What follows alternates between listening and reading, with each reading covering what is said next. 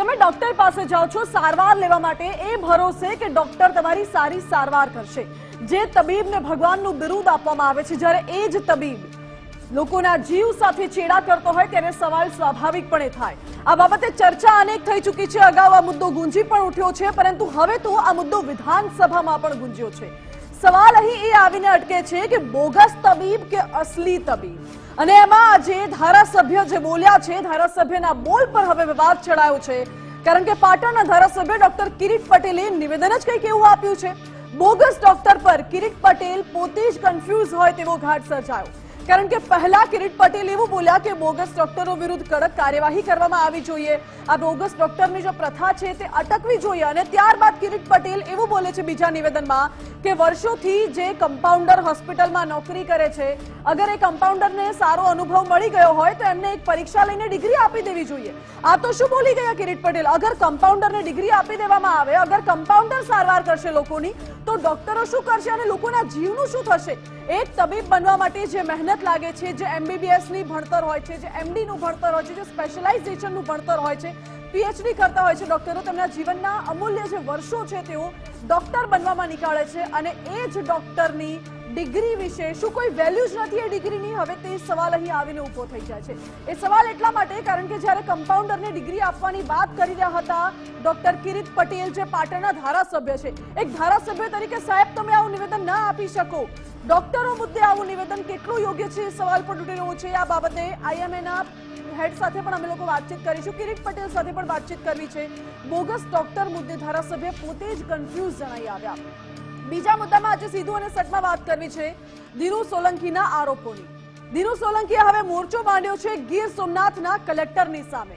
દિનુભાઈને કઈ વાતની દાજ છે તે સવાલ ઉઠી રહ્યો છે। દિનુભાઈએ આરોપ લગાવ્યો છે કે ગીર સોમનાથના કલેક્ટર દિગ્વિજયસિંહ અને કોંગ્રેસના પ્રમુખ શક્તિસિંહની સાઠગાંઠ છે, મિલી ભગત છે, અને તમામ જે કામો છે બંનેની મિત્રતાના કામો પાસ થાય છે તેવો આરોપ પૂર્વ સાંસદ દિનુ સોલંકીએ લગાવ્યો છે। દિનુ સોલંકીના આ આરોપોથી અત્યારે રાજકીય ચર્ચાઓએ જોર પકડ્યું છે, કારણ કે સ્થાનિક સ્વરાજની ચૂંટણી જેવી પૂરી થઈ કે ગુજરાત ફર્સ્ટ પર તેમણે આ ખુલાસો કર્યો અને પોતાનો રોષ ઠાલવ્યો, ત્યારબાદ એક આક્ષેપો લગાવવામાં આવ્યા।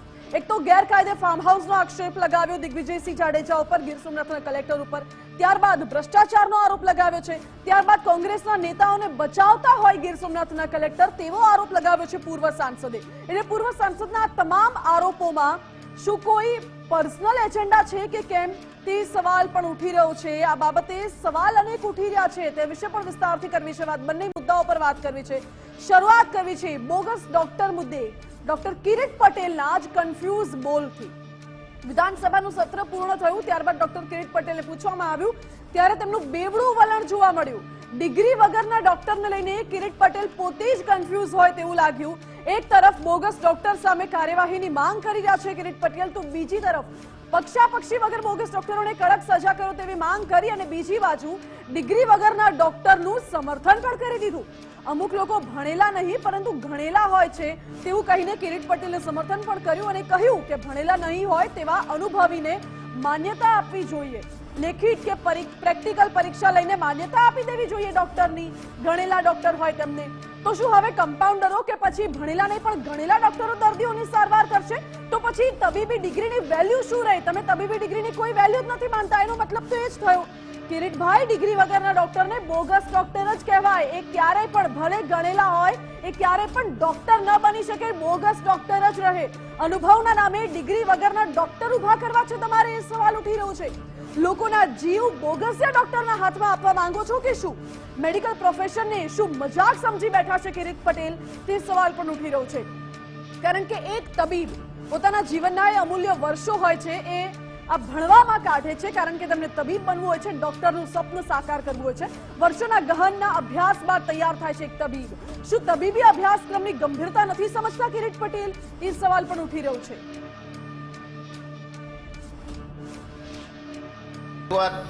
નો હેતુ એ હતો કે જૂની હોસ્પિટલો હોય અને વર્ષોથી 25 કે 20 વર્ષથી એ હોસ્પિટલની અંદર લોકો કામ કરતા હોય, એ ગુજરાતીની અંદર કહેવત છે કે ભણેલા નહીં પરંતુ ગણેલા, અનુભવના આધારે એ લોકો એટલા બધા ટ્રેન થઈ ગયા હોય છે કે ઘણીવાર ડૉક્ટરની ગેરહાજરીમાં પણ એ જાતે ઓપરેશન કરી દેતા હોય એટલા સક્ષમ હોય છે।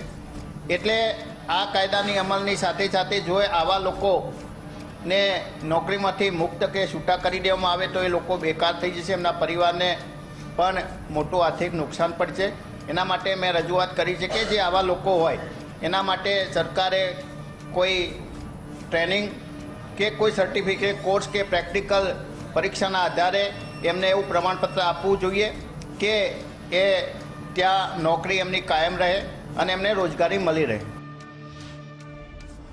કિરીટ પટેલનું આ નિવેદન સ્વાભાવિકપણે વિવાદાસ્પદ લાગી રહ્યું છે. મારી સાથે ન્યૂઝરૂમથી ઉમંગ રાવલ લાઈવ જોડાઈ ગયા છે. ઉમંગ, કિરીટ પટેલ એવું બોલ્યા કે ભણેલા નહીં પરંતુ ગણેલા ડોક્ટર હશે તો તેમને પરીક્ષા લઈને માન્યતા આપી દેવી જોઈએ. એનો મતલબ શું, હવે કમ્પાઉન્ડરો લોકોની સારવાર કરશે? બની ગયા જ્યાં સત્ર ચાલતું વિધાનસભાનું ત્યાં આગળ જાઓ એટલે તમારા મુદ્દા છે એ મુદ્દા જનતાના કામના, જનતાને એમની અગવડો દૂર કરવાવાળા તમારે પ્રેઝન્ટ કરવાના હોય છે. એના ઉપર સરકાર અમલ કરે એ પ્રકારનું તમારું પ્રેઝન્ટેશન હોવું જોઈએ. કિરીટભાઈ પટેલ ધારાસભ્ય કોંગ્રેસના હમણાં જે નિવેદન આપ્યું એ મેં પહેલા પણ કહ્યું હતું કે ક્યાંક એટલા એમનું જે ડબલ સ્ટાન્ડર્ડ નિવેદન છે. એક બાજુ એમ કહેવાય કે બોગસ ડોક્ટર પકડતી નથી, પકડાય છે તો એના ઉપર પક્ષપાત કર્યા વગર તમે કાર્યવાહી કરો. અને અત્યારે જે આપણે ઇન્ટરવ્યુ એમનો બાઇટ જે સાંભળે એમ કહે છે કે કોઈ 20 વર્ષ 25 વર્ષ કે એટલા કોઈ સમયથી કોઈ હોસ્પિટલની અંદર કે દવાખાનાની અંદર કોઈ કમ્પાઉન્ડર કોઈ પ્યુન કામ કરતું હોય તો એને સર્ટિફિકેટ કોર્સના આધારે અથવા તો કોઈ ટ્રેનિંગના આધારે એમને સર્ટિફિકેટ આપવા અને એમને ડોક્ટર બનાવી દેવા. એટલે કિરીટભાઈનું ક્યાંક આમાં અભ્યાસ ખૂબ એટલે ખૂબ ઓછો રહી ગયો છે. કારણ કે હું તમને ડોક્ટરના વિભાગો મને જેટલા યાદ છે ગણું તો 10 વિભાગ તો મને યાદ છે. આપણે પીડિયાટ્રિશિયન લઈએ, ગેસ્ટ્રોલોજીસ્ટ લઈએ, એમડી લઈએ, એમએસ લઈએ, એમબીબીએસ છે, ઓર્થોપેડિક છે, ગાયનોકોલોજીક છે, પીડિયાટ્રિક છે, 8 થી 9 વિભાગ તો મને યાદ છે કે અલગ અલગ ડોક્ટરી હોય છે અને એમાં અલગ અલગ પ્રકારની દવાઓ અપાતી હોય છે. BHMS, BAMS, એમાં પણ કેટલા બધા છે એ પેટા વિભાગો આવતા હોય છે. સર્ટિફિકેટ આધારિત કોર્સિસ આ જેટલા પણ મેં વિભાગો કીધા એની અંદર પેટા થાય છે. એટલે તમે એક MBBS થયા તો એના પછી ફર્ધર તમારે CAS કરીને આવે છે, GCA કરીને આવે છે, બધા સર્ટિફિકેટ કોર્સિસ થઈ શકે છે. પણ એના પહેલા તમારી પાસે ડોક્ટરીનું સર્ટિફિકેટ હોવું જરૂરી છે. કિરીટભાઈના કહેવા પ્રમાણે તો હવે આવો જો કોઈ કાયદો આવે તો જે બધા લોકો ભણીએ રાત દિવસ ઉજાગરા કરી MBBS બને છે કે MD બને છે પછી માસ્ટર ઇન સર્જનમાં જે MS જે બને છે એ લોકોને તો ભણવાનું મૂકી દેવાનું. એ લોકો શું કરશે એ પ્રશ્ન ઉભો થઈ જાય.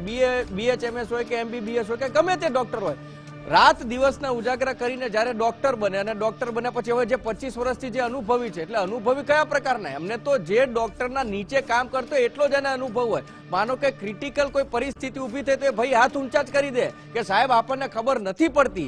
એટલે ત્યારે જ આ ભણતર છે કામમાં આવતું હોય છે ને એના માટે જ સર્ટિફિકેટ હોય છે. આપને રોકવા માંગુ છું. અમારી સાથે ઇન્ડિયન મેડિકલ એસોસિએશનના સેક્રેટરી ડોક્ટર મુકેશ મહેશ્વરી જોડાઈ ગયા છે. AMAના સેક્રેટરી માફ કરશો, મુકેશ મહેશ્વરી જોડાઈ ગયા છે. મુકેશભાઈ, સ્વાગત છે આપનું. મુકેશભાઈ, વિધાનસભામાં કિરીટ પટેલ ધારાસભ્ય થઈને આજે એવું બોલી ગયા કે ભણેલા નહીં પરંતુ ગણેલા ડોક્ટર હોય તો પરીક્ષા લઈને તેમને ડિગ્રી આપી દેવી જોઈએ. આપનું શું મંતવ્ય છે આના ઉપર? ના, એવું કઈ શક્ય નથી બેન. મારી વાત સાંભળો. એક ડોક્ટર બનાવવા માટે, MBBS ડોક્ટર બનાવવા માટે લગભગ 5.5-6 વર્ષ જેટલું ભણવું પડે અને MD ડોક્ટર કરવા માટે તમારે 10 વર્ષ જેટલું ભણવું પડે. હવે જયારે 10 વર્ષ જયારે ભણવાનું હોય અને પછી કોઈ માણસ એની સામે 2 વર્ષ કોઈના જોડે કમ્પાઉન્ડર તરીકે કામ કરે અને પછી તમે એને ક્વોલિફાય કરી દો, it is next to impossible. આવું કોઈ રીતે શક્ય જ નથી. અને જો તો પછી એવું જ કરવાનું તો શા માટે કોઈ ભણવા જાય? કોઈ પણ ધારાસભ્ય કઈ કોમેન્ટ કઈ રીતે કરી છે એ પોતાનો મંતવ્ય હોઈ શકે. પણ આ રીતની કોઈ પણ જાતના કોઈ પણ માણસને, અણઘડ માણસને એને એક્સપિરિયન્સ પરથી એને ડોક્ટર તરીકે પ્રેક્ટિસ કરવા દેવી એ શક્ય નથી. જયારે સરકારે બોગસ ડોક્ટરની વિરુદ્ધમાં ઝુંબેશ ઉપાડી હોય ત્યારે દરેક જવાબદાર માણસે કોઈ પણ વિધાન કરતા પહેલા ધ્યાન રાખવું. જી મુકેશભાઈ, એ તો સ્વાભાવિક છે કે એ વસ્તુ બિલકુલ પોસિબલ નથી કારણ કે તબીબી અભ્યાસક્રમમાં ઘણા વર્ષોની મહેનત લાગે છે. પરંતુ કિરીટભાઈ જે આ નિવેદન આપ્યું છે તે વિવાદાસ્પદ છે એટલા માટે કારણ કે મેડિકલ પ્રોફેશનની ગંભીરતા નથી સમજતા, મજાક બનાવી રહ્યા છે. બેન, એમને શું મંતવ્ય આપ્યું એ એમનો પોતાનો પર્સનલ એ હોઈ શકે. પણ જનરલ સાયન્સ અને અમે મેડિકલ એસોસિએશન તરીકે અમે એવું કહીએ કે જે પછીનો ડોક્ટર હોય ને એ પછીની પ્રેક્ટિસ કરે એ પણ સારું કહેવાય. આયુર્વેદિક ભણતા તો એની પ્રેક્ટિસ કરે, હોમિયોપેથીની પ્રેક્ટિસ કરે, મોડર્ન મેડિસિનની પ્રેક્ટિસ કરે. એમાં એ બધા ક્વોલિફાઈડ માણસો છે. DSM ડોક્ટર હોય, DHMS ડોક્ટર હોય, MBBS હોય. પણ જયારે કોઈની પાસે કોઈ ડિગ્રી ના હોય, કોઈ સર્ટિફિકેટ લઈને ક્યાંકથી આવી ગયો હોય એવા બોગસ ડોક્ટરની પાસે તો સરકાર પડેલી છે. તો બીજા કોઈ જઈને તો પ્રેક્ટિસ કરી દેવાનો સવાલ જ પેદા ન થતો. જી મુકેશભાઈ, આભાર આપનો.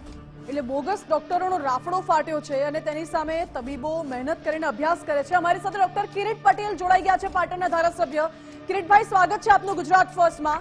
કિરીટભાઈ, આજે આપે એક નિવેદન આપ્યું જેમાં આપનું બેવડું વલણ જોવા મળી રહ્યું છે. એક તરફ આપ એવું કહો છો કે બોગસ ડોક્ટરો વિરુદ્ધ કાર્યવાહી થવી જોઈએ, બીજી તરફ એવું કહો છો કે જે ભણેલા નહીં પણ ગણેલા ડોક્ટર હોય તો તેમને પરીક્ષા આપીને માન્યતા આપી દેવી જોઈએ.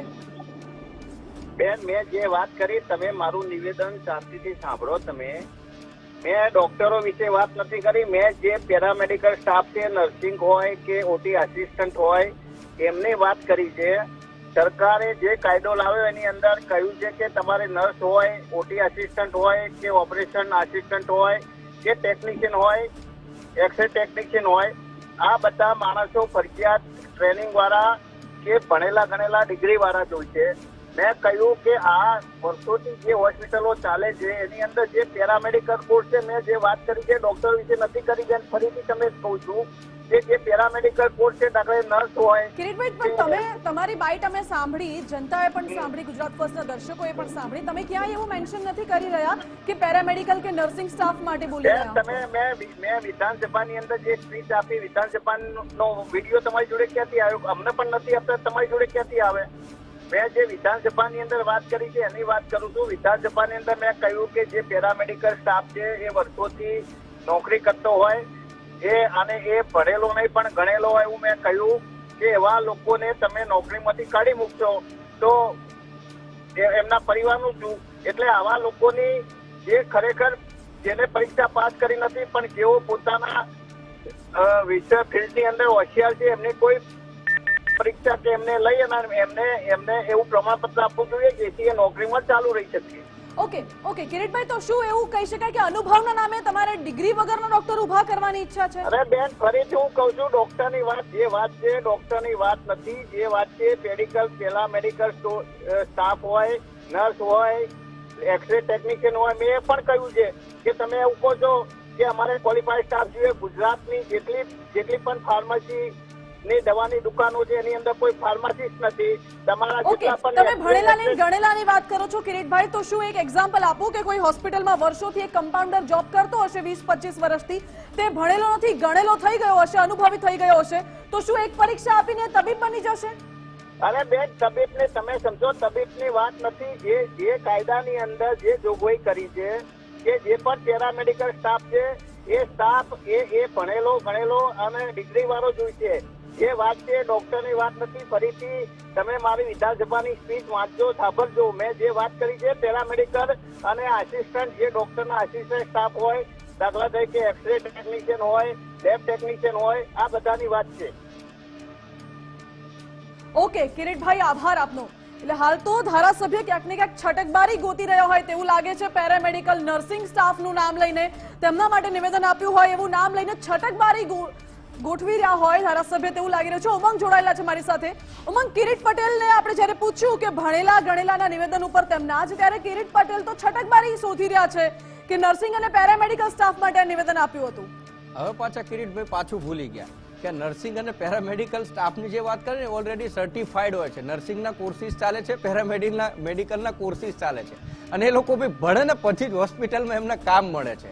એટલે તમે વિધાનસભાના મેજ ઉપર, એમણે એમ પણ કહ્યું કે ભાઈ મારા વિધાનસભાની મેજ ઉપર હું જે બોલ્યો એ વિડીયો અમને નથી મળતો, તમને ક્યાંથી મળ્યો? કિરીટભાઈ, એ વિડીયો તો અમે બતાવ્યો નથી ને અમારી પાસે આવવાનો નથી, કારણ કે તમારી પાસે જ નથી આવતો. આ તો ઓન કેમેરા તમે જે બોલ્યા છો એ કેમેરાનો વિડીયો અમે ચલાવ્યો છે, ઇન્ટરવ્યુ અમે ચલાવ્યો છે અને પાછા તમે આ બોલવામાં અહીંયા પણ થાપ ખાઈ ગયા. થાપ એટલા માટે ખાઈ ગયા કે જે વ્યક્તિ ઓલરેડી, આજે મેં જર્નાલિઝમ કર્યું છે તો મારી પાસે સર્ટિફિકેટ છે ને, સર્ટિફિકેટ છે એટલા માટે જ હું અહીંયા નોકરી કરું છું. અને જ્યારે કોઈ પણ હોસ્પિટલની અંદર નર્સ નોકરી કરતા હોય ને તો એમની પણ પાસે નર્સિંગ ઇન્સ્ટિટ્યૂટ બધા ચાલે છે, ત્યાં આગળ ભણે છે. હમણાં જ કદાચ આપણે જે નર્સિંગ સ્ટાફની ભરતી હતી એ ભરતીમાં જે ગોટાળો થયો બતાવે છે કે પરીક્ષાઓ લેવાય છે, સરકાર પણ આ પરીક્ષા કન્ડક્ટ કરે છે અને ત્યારબાદ જ નર્સિંગ છે એ સ્ટાફને સિલેક્શન કરવામાં આવે છે. તો આ બધાને કાઢી કેમ મૂકે કે જે ઓલરેડી જે લોકો નોકરી કરે છે? તો એવું તો કઈ થવાનું નથી. ચકેડું ભમેડું ફરી નથી જવાનું કે અચાનક બધા નર્સિંગ સ્ટાફને રજા આપી દો, પેરામેડિકલ વાળાને રજા આપી દો. તો પછી ક્યોસ કેવો ઉભો થાય કિરીટભાઈ પટેલને એ પણ સમજવું પડશે. એટલે ક્યાંક નિવેદનમાંથી બચવા માટે માટે છટક બારી તો ગોઠી, પરંતુ એ છટક બારીની અંદરથી એ બારીનું બાયણું ખોલવામાં ક્યાંક કિરીટભાઈને ભૂલ પડી એવું મને લાગી રહ્યું છે માનસી. જી ઉમંગ, બિલકુલ આભાર આપનો. એટલે કિરીટભાઈના આ નિવેદનથી તેઓ છટક બારી તો શોધી રહ્યા છે, પરંતુ ક્યાંક ને ક્યાંક ભૂલ ખાઈ ગયો હોય, ખાપ ખાઈ ગયો હોય તેવું પણ લાગે છે, કારણ કે તબીબી અભ્યાસક્રમની ગંભીરતા છે તે નથી સમજી રહ્યા ધારાસભ્ય અત્યારે તેવું લાગી રહ્યું છે. જો નર્સિંગ સ્ટાફ અને આ જ રીતે અગર લોકોએ પરીક્ષા આપ્યા વિના અનુભવ લઈને તબીબ બનવું હોત તો પછી તમામ જે અત્યારે ભાવિ તબીબો છે, જો અભ્યાસ કરી રહ્યા છે, વર્ષોની મહેનત કરે છે, તેમને શું જરૂર છે અભ્યાસ કરવાની, મહેનત કરવાની, નીટની એક્ઝામ આપવાની, MBBS, MD ડોક્ટર કે PhD કરવાની? દરેક લોકો આવી રીતે અનુભવ લઈને તબીબ બની જ શકે છે પરીક્ષા આપીને. તો પછી એટલે ધારાસભ્યના બેવડું વલણ કેમેરા સમક્ષ સ્પષ્ટ થયું છે. પછી ભલે ધારાસભ્ય યુટર્ન મારી લે, કાં તો પછી કન્ફ્યુઝન થઈ જાય, કાં તો પછી તેઓ છટકબારી શોધી રહ્યા હોય.